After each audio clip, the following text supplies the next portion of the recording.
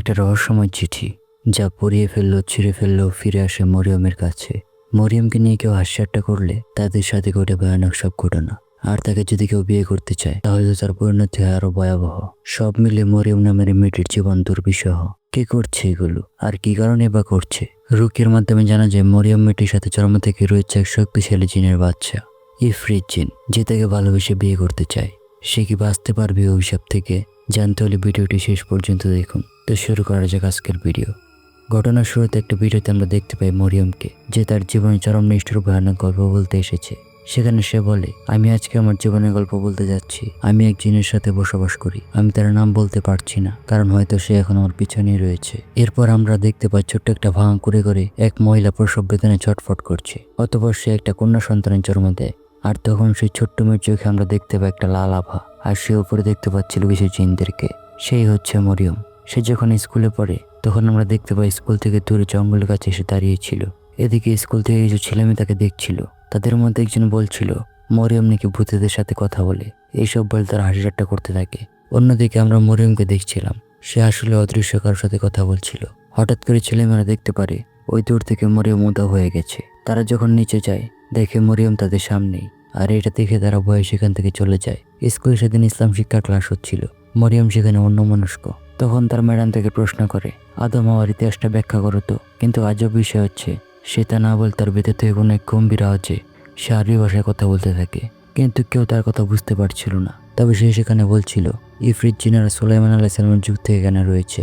মানে বন্ধুরা, ম্যাডাম থেকে প্রশ্ন করেছিল আদম হওয়ার ঘটনা বলতে, সেখানে সে ইফরিত জিনের ঘটনা বলছে। বাকি ছাত্রছাত্রীরা দুষ্টামি করতে শুরু করে, বলতে থাকে, আরে মরিয়ম, তোর ভেতরে ভূত এগুলো বলাচ্ছে নাকি? তৎক্ষণাৎ ভেতরে জিনটা রেগে যায়। আর আমরা দেখতে পারি ক্লাস থেকে একটা মেয়ে তার জ্ঞান হারিয়ে পেন্সিল কাটারের ভিতরে নিজের আঙুল ঢুকিয়ে সেই মেশিনটা ঘুরাচ্ছিল। আর অদ্ভুতভাবে ক্লাসের সবাই জিনের বসে চলে যায়। আর কি যেন আরবিতে বিড়বিড় করে বলতে থাকে। এক ছেলে তো তার চোখের মধ্যে কলম ঢুকিয়ে দেয়। অনেকেই সেখানে আহত হয়ে পড়ে। এগুলো দেখে মরিয়ম বলতে শুরু করে, তুমি থামো, তুমি খারাপ, তুমি আমার থেকে দূরে চলে যাও, তুমি আমার বন্ধুদেরকে কষ্ট দিচ্ছ। এরপর আমরা দেখি মরিয়মকে একটা মাদ্রাসার হুজুর কাছে নিয়ে আসা হয়েছে। হুজুরের নাম কে রহমতুল্লাহ সালেহ। তিনি রুকিও শুরু করেন। আশেপাশে অনেকেই কোরআন তেলাওয়াত করছিল। কিন্তু হঠাৎ করে মরিয়ম গিলগিল করে আসতে শুরু করে। কে জিজ্ঞেস করে, তুমি কে? সে বলে, হে দুর্বল মানুষ, এ মেয়েটি আমার, আমি তার সাথে জন্ম থেকেই রয়েছি। তখন কে জিজ্ঞেস করে, তোমার গোত্র কি? সেটা বলে উঠে ইফরিত। এটা বলে হাসতে শুরু করে। অদ্ভুতভাবে দাঁড়িয়ে সেখান থেকে পড়া পানির বোতলগুলো নষ্ট করতে শুরু করে। কে কোরআন তেলাওয়াত করতে শুরু করে, আল্লাহর কাছে সাহায্য চায়। যে কারণে মেয়েটির ভেতর থেকে সেই জিনটা বের হয়ে যায়। কে বুঝতে পারে এখনো জিনটা এখান থেকে যায়নি, যদিও মেয়েটাকে ছেড়ে দিয়েছে। সে তিলাওয়াত আরো তীব্রভাবে চালিয়ে যায়। জিন সেখানে না থাকতে পেরে সেখান থেকে তো চলে যায়, কিন্তু সেখানে যারা তিলাওয়াত করছিল তাদের সকলকে রক্তভূমি করিয়ে তারপর সেখান থেকে যায়। তারপর কে মরিয়মের মাকে গিয়ে বলে, আসলে মরিয়মের সাথে যে জিনটা রয়েছে সে হলো ইফরিত জিন। বর্ণনায় পাওয়া যায় তারা পাহাড়ের মতো বিশাল। জিন জাতির মধ্যে সবচেয়ে শক্তিশালী ও দুষ্ট প্রকৃতির জিন তারা। আমি জানি না মরিয়মের সাথে এটা কিভাবে যুক্ত হলো। তখন মরিয়মের মা বলে, আমি তাকে কিভাবে বাঁচাবো? কিয়াই বলে, জিন যত শক্তিশালী হোক না কেন, সব থেকে উত্তম সৃষ্টি মানুষ। অবশ্যই মরিয়মের কিছুই হবে না, আমি কথা দিচ্ছি, আমি তাকে আগলে রাখবো। এটা বলে তারা সেখান থেকে চলে যায়। এখানে আমরা কিয়ার ছেলে ফারহানকে দেখি। সে আমাদের গল্পের একটা গুরুত্বপূর্ণ চরিত্র। সে হিফজ কমপ্লিট করেছে, এবার পড়াশোনার জন্য বাইরে যাবে। মরিয়মও বড় হয়েছে। আমরা দেখি সে একটা ছোট্ট বাক্সতে একটা নেকলেস পরে। তখন তার মা এসে বলে, তোমাকে যে এই নেকলেসটা দিয়েছে সে বাইরে অপেক্ষা করছে। মরিয়ম সেখান থেকে যাওয়ার সময় আয়নাতে তার ছায়া মূর্তিটা সেখানে দাঁড়িয়েছিল, যা দেখতে খুবই ভয়াবহ লাগছিল। বাইরে যাওয়ার পর আমরা একটা ছেলেকে দেখি। ছেলেটির নাম বাকাস। সে মরিয়মকে নিয়ে যাচ্ছিল তাদের কর্মক্ষেত্রে। যাওয়ার পথে একজন বৃদ্ধ তাদেরকে লক্ষ্য করছিল। হঠাৎ করে তাদের সামনে কিছু লাকড়ি পড়ে যায়। মানে জিনটা চেষ্টা করেছে তাদেরকে বাধা দেওয়ার। পিছনে একটা ঘরের মধ্যে মরিয়ম চেয়েছিল। তারা সেখান থেকে চলে যাওয়ার পর আমরা সেই বৃদ্ধ লোকটিকে সেই ঘরে দেখতে পাই। তারা চলে আসে একটা মাছের কারখানাতে, যেখানে তারা চাকরি করে। সেখানে কাজ করার সময় দুইটা মেয়ে মরিয়মকে খুবই জ্বালাতন করছিল। বলছিল, বাকাস তোমাকে নেকলেস কিনে দিয়েছে, ভালোই তো, তুমি ভূত আর মানুষ উভয় থেকে উপহার পাও, আমাদের থেকেও উপহার দেয় না। এগুলো বলে মজা নিচ্ছিল। তখন সেখানে বাকাস এসে বলে, আমাদের কারখানার মালিক তৌফিক স্যার বলেছেন আমাদের এখানে মাছ কম পড়েছে, তাই সন্ধ্যার সময় মাছ আনতে উপসাগরে যেতে হবে। তারা কাজ শেষ করে যাবে। কিন্তু কিকি নামের মেয়েটি বলে সে সেখানে যাবে না, তার পরিবর্তে যেন মরিয়মকে নিয়ে যায়। তারা যখন উপসাগরে মাছ আনতে পৌঁছালো তখনই তারা পেছনের দিকে চেয়ে দেখে মরিয়ম থমকে দাঁড়িয়ে আছে। তবে তাকে দেখতে খুবই ভয়ানক লাগছে। তার চাউনিগুলো হয়ে গেছে অনেক বড় বড়। এদিকে কারখানাতে কিকি মরিয়মকে দেখতে পায়। মরিয়ম মাত্র বাথরুম থেকে ফ্রেশ হয়ে বের হলো। কি বলে, তুমি এখনো যাওনি? মরিয়ম বলে, না আমি তো যাইনি। তারা কি চলে গেছে? তাহলে বন্ধুরা বুঝতেই পারছেন সেখানে তাদের সাথে যে গিয়েছিল সে আসলে মরিয়ম না। তারা গিয়ে সেখানে দেখতে পারে বাগাস সহ সকলে রক্ত বমি করছে, নিজেরা নিজেদেরকে কঠিনভাবে কষ্ট দিচ্ছে। এইসব দেখে মরিয়ম খুবই কষ্ট পাচ্ছিল এবং জোরে জোরে সে বলতে থাকে, এখান থেকে চলে যাও, এখান থেকে চলে যাও। এটা বলার পর সেই জিনের আসর সবার থেকে চলে যায় আর সাথে সাথে সবার জ্ঞান ফিরে আসে। কিন্তু এই ঘটনা জানতে পেরে কারখানার মালিক তৌফিক সাহেব অনেক রেগে যায়। সে বললে সে অনেক আগেই শুনেছে মরিয়মের সাথে কিছু একটা রয়েছে, কিন্তু এটা জেনেও তাকে কাজে নিয়েছিল।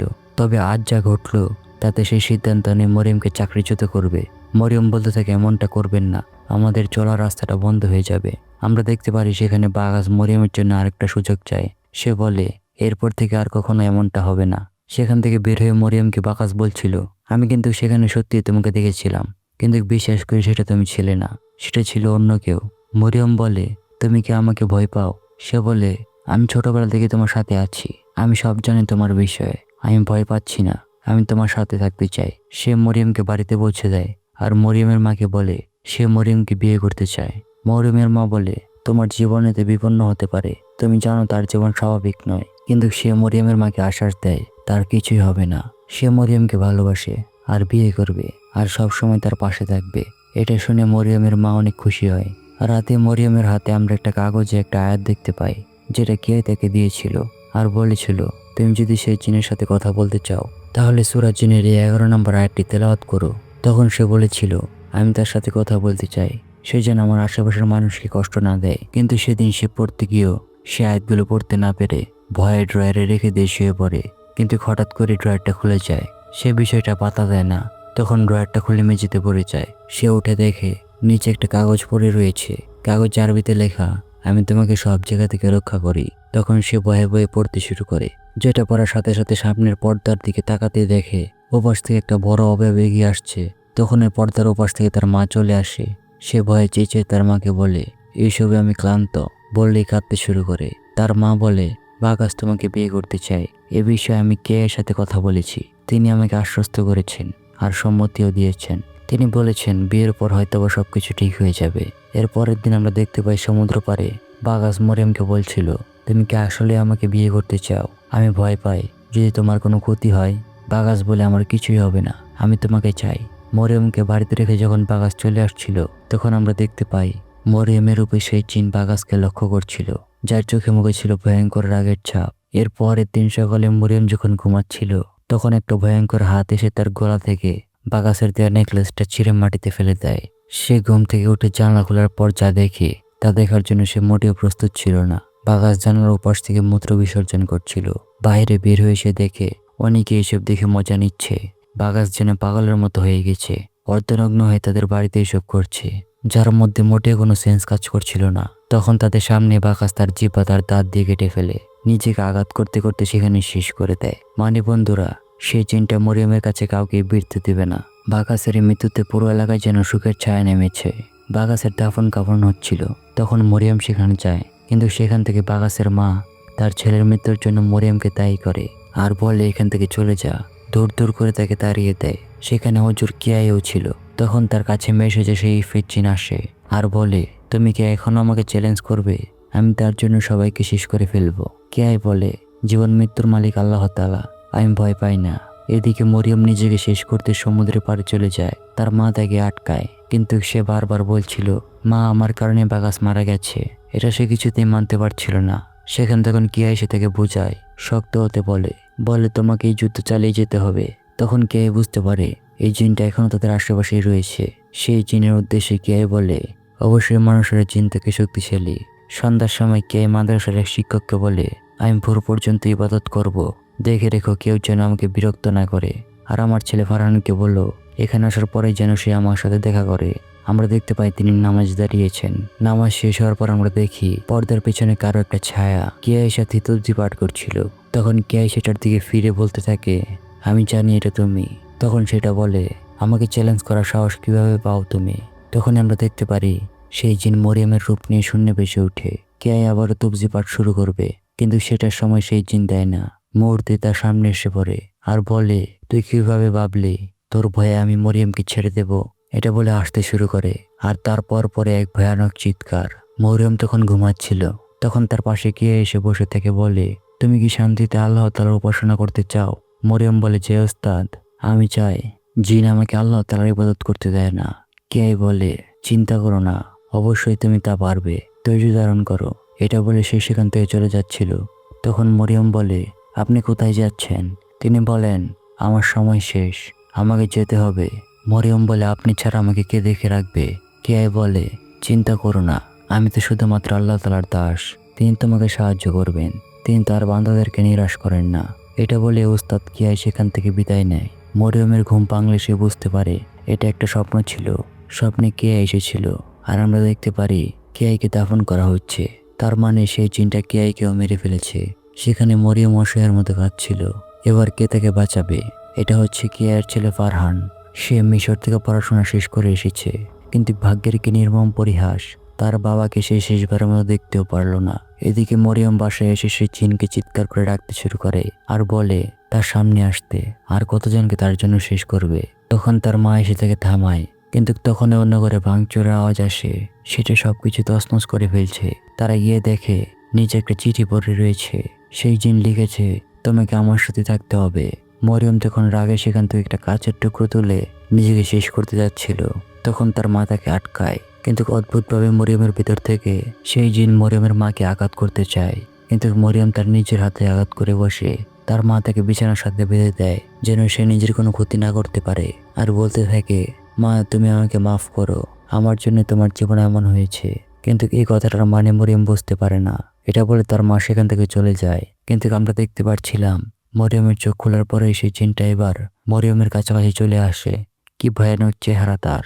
এরপর আমরা দেখতে পাই মরিয়ম আবার চলে গিয়েছে সেই সাগরের কাছে। তাকে সেখানে ফারহান গিয়ে আটকায়। মরিয়মের ভিতর থেকে সেই জিনটা বলে ওঠে, কে পারে আমার থেকে মরিয়মকে আলাদা করতে? আমি তাকে ছাড়বো না, প্রয়োজনে শেষ করে দেব। ফারহান বলে, আমি যতটুকু জানি আমার বাবা চেষ্টা করেছে, কিন্তু তুমি আমার বাবাকে শেষ করে দিয়েছ, এখন আমি তাকে সাহায্য করব।